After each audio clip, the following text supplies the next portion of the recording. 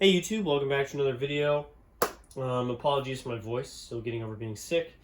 Let's take apart a valve or two and see how we do that and clean it and reset it. Let's talk about the tools we need before we start. I like to do this in my lap, and I use a cutting mat in my lap to keep all the nasty oils and stuff off of myself. You can also use a bench, like I could use my desk, but this is actually more comfortable for me and keeps the bell section from getting like banged on metal things or wood things or whatever. You need a horn to work on.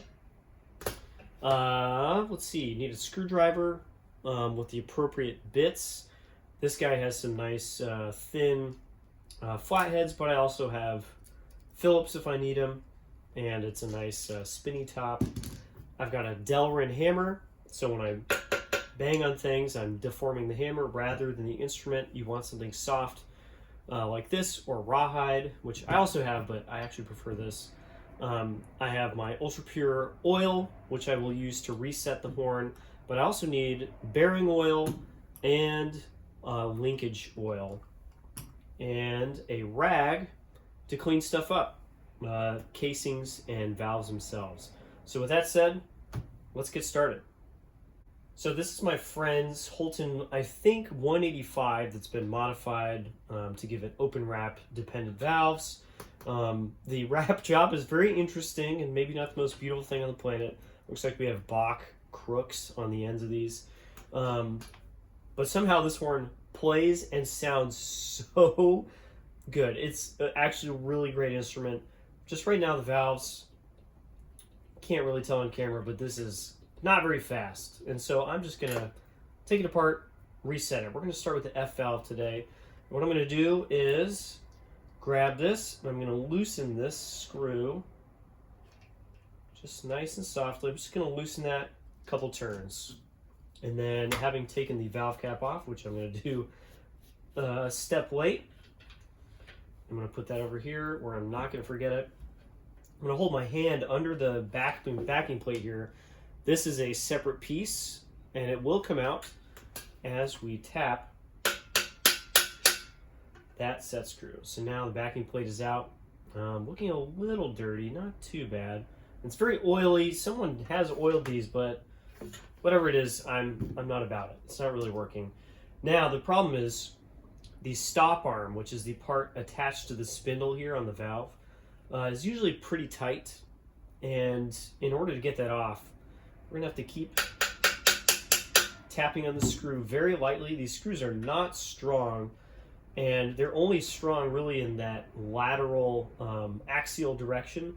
If you hit the screw to the side at all, it's probably gonna break, and you really do not want to break off your screw in your valve core. So this is now loose enough that if I press down, I'm actually screwing off the valve from the stop arm. And at some point I will run out of threads. Probably now. I think I'm out of threads. There we go. That screw's now on the floor. I'll have to find it. Take out this stop arm, which seems to have a spacer in it, so let's not lose that because the stop arm might be really loose. Let that linkage go. Get that out of the way. It's hard to see what I'm doing here, but I'm pulling out the valve, which looks a little dirty as well. Yeah, there's some crud on there. I'm gonna put that there. Again, I'm trying to line these up. This is all F valve parts, so if I take the whole thing apart at once, I'm not getting lost. I like to hold back the lever here because sometimes it'll really want to spang. It's going to want to hit this casing really hard. And you can actually... Now that I just did it, you can actually see a marking where someone has let that happen before. And if it's towards the inside of the casing, it could actually smudge the casing over, and you wouldn't be able to get the valve back in until you like machine that back out of the way. And of course, I just let that happen anyway, so no big deal apparently. So now, let's go on to cleaning the valve. So we have the valve out. The valve core itself right here, we got this nice, definitely not super modern rotor. You can see that the ports are not fully circular through the entire valve. There's just no way to do that with this size of a valve and this valve bore. I'm going to take my rag and I'm just going to go over this. You don't want to drop this valve, so just be careful. You don't grip it too tightly so that it slips out of your hands, but also don't let it fall. And we get into the ports too. Hello, cat. I think he wants to get back in his bed. I'm running this through the rag to get all this previous oil and gunk off. Yeah, the valve itself, not too dirty. Just trying to get into all the corners here. Yeah, kitty. So that's looking pretty good. Just want to get all that other old oil off. We want to do that to all the parts here. So we have the backing plate. And do the same thing to this. Just kind of nasty. Again, the only part of the backing plate that actually matters is the bearing, which is this raised surface right here on the valve. That's the only part that actually touches, as well as the spindle going through the back, of course.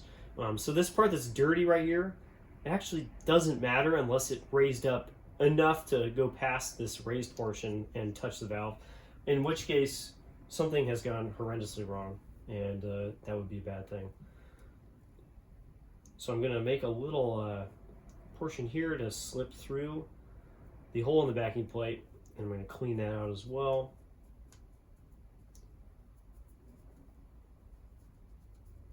There we go, get all that off. And I will actually clean the inside of the valve cap, which has a bunch of old oil on it, which is kind of gross. It's got that residue. Yeah, kitty. Do you want to be part of this video as well? The last thing we want to clean, of course, is the valve casing itself. Get that linkage, that lever out of the way. I'm trying to use not the same portion of this the entire time, of the rag. Really just trying to get in there and get all that out. Again, just like the backing plate, and it's hard to see, of course, on the camera, there's a bearing very similar to this one on the inside of the casing, and that's where it interacts with this part of the rotor. And that's really the only part on the end of the casing that needs to be super clean. Cool. That's feeling pretty good. The last step before we reapply the oil, put the valve back in, is I'm going to go over this with my bare hands and do kind of the same thing and get off all of the threads and stuff from my cloth that might have gotten snagged on here, because that will really slow your valve down. Sometimes you have to blow it off. That's good. That's good, and especially the inside of the valve casing. Man, this linkage, super annoying. You're gonna wash your hands after this, so this is not a huge deal. You just really don't want those little loose piece of thread and stuff to slow your valve down, because then you just have to do all this over again. Cool, so now that the valve is clean, notice I didn't have to use any like detergent or water. I could if I really wanted to, but honestly, kind of just don't need to unless this is really, really, really bad. And we'll talk about that with the second valve when we get there. All right, now let's put this valve back in. There's kind of no reason not to just put it back in now and then do the second valve. There's nothing that's going to be like in the way as we do the other ones, so we may as well just do that now. So first thing is I'm going to put bearing oil. Remember, we got bearings on either end of this. I'm going to put bearing oil on the end, on the spindle, which is the part that sticks out here, on the spindle, and I'm also going to drip some into the casing, and then I'll get the valve oil itself, which goes on the outside. Make sure that's fully covered, and this linkage just keeps hitting the casing. Nothing to do about it. Drop that in. Make sure that oil is everywhere. Yeah, I got a couple of rough spots on this valve. I don't think it's dirty. I think it's just a little used, shall we say. And this is where you can tell if the valve is a little worn. We have some play in this direction, which means it is a little worn out. So a little more valve oil. It's not going to hurt it. And we want to put the valve oil around the edges, and then again we have a bearing on this side. Put that on the bearing. One tool that I just totally forgot to talk about is this guy. We'll use that in a moment. We will have our backing plate here. Make sure there's nothing on it. We're going to line up the mark right here with the mark on the casing that tells us direction. We put that on there very lightly. It's not on there all the way. I'm going to grab this. This makes sure that all sides are getting pressed down at the same time.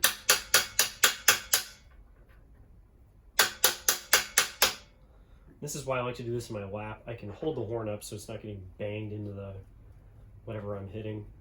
There we go. You want to test this to make sure the valve still moves. If you put this in, it's slightly the wrong angle. That bearing will not line up with the spindle. The whole thing doesn't move. We'll put that valve cap back on. Hopefully we don't need to take the valve back out. Interesting threads on that guy. Tighten that down, make sure this still moves. Sometimes tightening down the valve cap will move the backing plate. We've got string linkage, so we got to do this correctly. There we go. Got that spacer in the stop arm here. So this valve is actually bi-directional. I can put this either way, and you can see it actually spins pretty freely if I just let that go. I can put this stop arm on with the valve like this or like this. It actually doesn't matter. Lots of valves now are directional, so you can only put it on one way. And if you're having trouble putting it on, make sure you are putting it on the right way.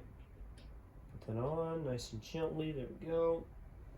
I put that on as far as I can, which in this case is pretty far. And of course, I dropped the screw and I forgot about that, so I gotta go look for it. That's a downside to working in my lap.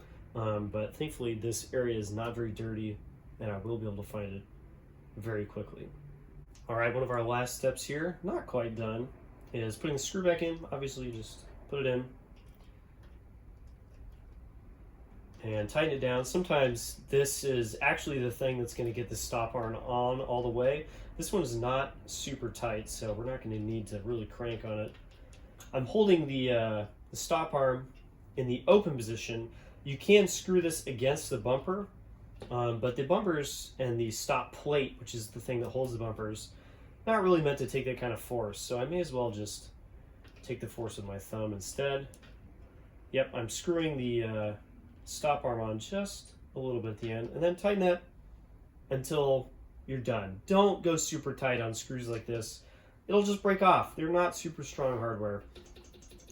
Test the valve, it feels good. Now we've got our linkage and lever stuff. So we have ball bearing right here. We'll put that on both sides of the ball bearing. And then at the saddle here for the lever as well on either end. And I'll kind of sop up the extra so it's not just leaking oil everywhere. And that is one valve completely reset. That took, since I'm filming today, took like maybe 10 minutes. It usually does not take even that long. So if a valve is really dirty, let's talk about that in just a moment. All right, so I got the second valve out, the D valve on this Holton. And luckily for us, it's gross. This valve obviously not getting played as much, not moving as much. It's got all this like oxidation, nasty gunk on it. A lot of this is not going to come off with the cloth. And you can see it on the stop plate here too, kind of this bluish white stuff. You know, the valve is still going to work. I could just wipe off the excess and put on some new oil and it'll be okay. Let's find out something that'll clean this a lot better than that though. So the answer is distilled white vinegar. I mean, notice down here maybe it says 5% acidity. That's because this is our homemade acid bath. That might sound really scary, but 5% is just not really that acidic. The idea is we're gonna let this sit in our little tiny Tupperware 10, 15, 20 minutes, something like that. Not too long, not too short. And this acid will take off all that nasty stuff on the outside of the valve. Since it's such a light acid, again, only 5%, we're not really worried about etching into the brass and like making the rotor core not smooth anymore. That would take leaving that in this for like days. But just the 20 minutes, take off a lot of this surface nastiness, and we'll see how gross this vinegar is after we're done. So now we're waiting. I already filmed this once, so it's already been sitting for 5 minutes or so. And we're back. It's been about 15 minutes. I went and rinsed these off. You should have seen the vinegar that was left over, super cloudy and full of these little chunks. Not all of this stuff has come off, but honestly, not all of it does have to come off. And it's hard to see on camera, but the exposed brass parts look kind of like they're new. They have like this sheen to them because all the stuff has just been taken off. Yeah, that looks a lot better. You might be wondering what you do about the casing, because if the valve looks like that, casing probably does too. And you're right, this time around, I don't think the casing was that bad. I just wiped it out. And feeling it with my finger still feels very smooth to me.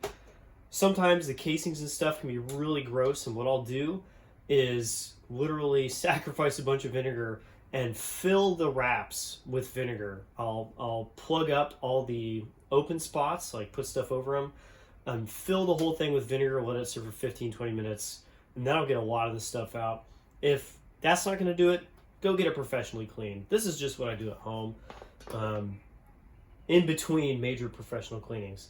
We're going to do the same thing we did last time. One thing I did forget to mention is we use the little guy here to clean out the bearing on the backing plate.